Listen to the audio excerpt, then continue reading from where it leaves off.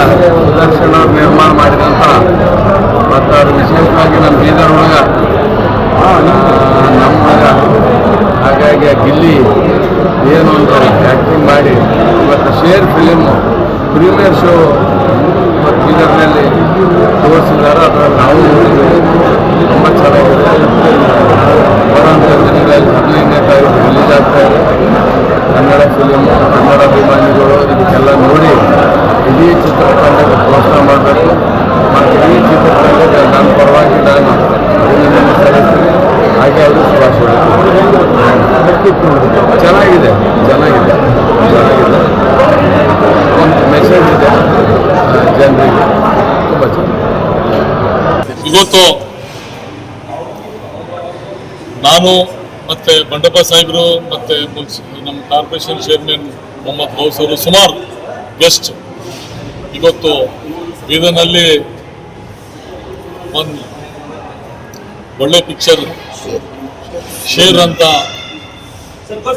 ಕನ್ನಡನಲ್ಲಿ local ನಮ್ಮ ward number 35 counsellor ಇದ್ದರು ಸುದರ್ಶನ್ ಅಂತ, ಅವ್ರ ಮಗ ಮತ್ತು ಸುದರ್ಶನ್ ಒಳ್ಳೆ ಆ್ಯಕ್ಟಿಂಗ್ ಮಾಡಿದ್ದಾರೆ. ಅದ್ರ ಸಲುವಾಗಿ ನಾನು ಬಂಡಪ್ಪ ಸಾಹೇಬರು ಮತ್ತು ಸುಮಾರು ಗೆಸ್ಟ್ ಸಪ್ನಾ ಮಲ್ಟಿ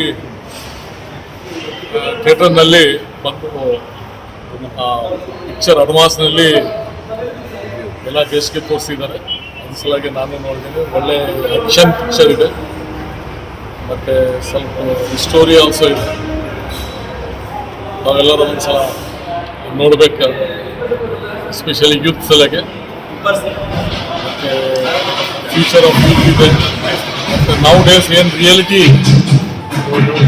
ಜೀವನದಲ್ಲಿ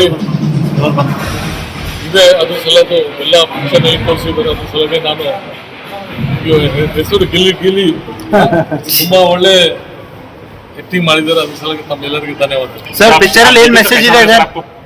पूरा फुल एक्शन फिल्म है वो, और बहुत ही, क्योंकि लोकल हमारे बिदर से एक्चुअली सभी लोग हीरो का एक्टिंग करते हैं, तो आप विलेन का एक्टिंग किए हैं लास्ट टाइम, क्योंकि सभी लोग वन साइड जाने से ऑपोजिट साइड गए हैं, इसलिए गिलगिली इसके लिए मैं धन्यवाद बोलता हूँ. जो भी हो एक्टिंग इम्पोर्टेंट रहता है, वो एक्टिंग किए हैं, इसके लिए धन्यवाद बोलता हूँ. जब आप देख रहे थे सर, उसमें पॉलिटिक्स का भी एक डायलॉग था सर, आपको कैसा लगा?